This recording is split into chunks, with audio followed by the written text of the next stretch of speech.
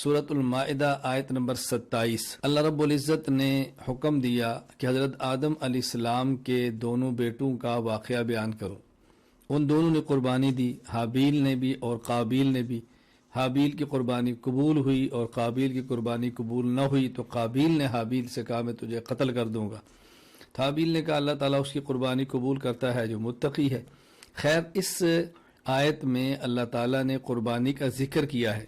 حکیم الامت مجدد الملت مولانا اشرف علی تھانوی رحمہ اللہ تعالی تحریر فرماتے ہیں، امداد الفتاوی جلد 3 صفحہ 564، حضرت آدم علیہ السلام کے بیٹوں حابیل اور قابیل کا قصہ قرآن شریف میں مذکور ہے کہ حابیل نے قربانی کی تھی اور اللہ کے ہاں مقبول ہوئی تھی، اور وہ جانور ان کی قربانی کا اونٹ تھا یا مینڈا، دونوں قسم کی روایات موجود ہیں۔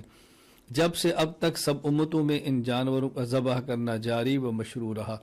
تو قرآن کریم کی اس آیت سے ثابت ہوا کہ قربانی حضرت آدم علیہ السلام کے دور سے چلی آ رہی ہے۔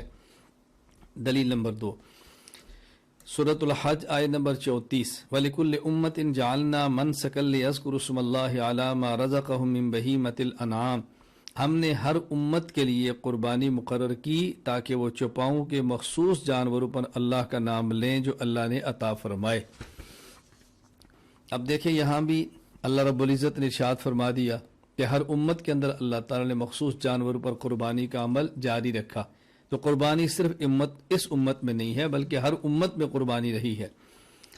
اسی طرح دلیل نمبر 3، سورۃ الکوثر آیت نمبر 2، فَصَلِّ لِرَبِّكَ وَانْحَرْ، آپ اپنے رب کی نماز پڑھیں اور آپ قربانی کریں۔ دلیل نمبر 4، امام ابو عبداللہ محمد بن یزید القرظوینی رحمہ اللہ تعالی، وفات 273 ہجری، سنن ابن ماجہ باب ثواب الاضحیہ کے تحت بیان فرماتے ہیں، عن زید بن ارقم رضی اللہ تعالیٰ عنہ، حضرت زید بن ارقم رضی اللہ تعالیٰ عنہ فرماتے ہیں، قال صحاب رسول اللہ صلی اللہ علیہ وسلم، یا رسول اللہ ما هذه الاضاحی، اللہ کے نبی قربانی کیا چیز ہے؟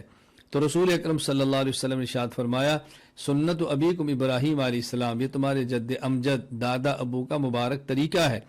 قالوا فما لنا فیہا یا رسول اللہ، صحابہ نے عرض کیا یا رسول اللہ ہم قربانی کریں گے، ہمیں اس پر کیا ملے گا؟ آپ نے ارشاد فرمایا بکل شارۃ حسنہ، ہر بال کے بدلے میں ایک نیکی ملے گی۔ پوچھا فصوف یا رسول اللہ، یہ بکری وغیرہ پر تو بال ہوتے ہیں، گائے پر بال ہوتے ہیں، لیکن اگر ہم ایسا جانور ذبح کریں دمبا مینڈا جس پر صوف ہے تو اس پر کیا ملے گا؟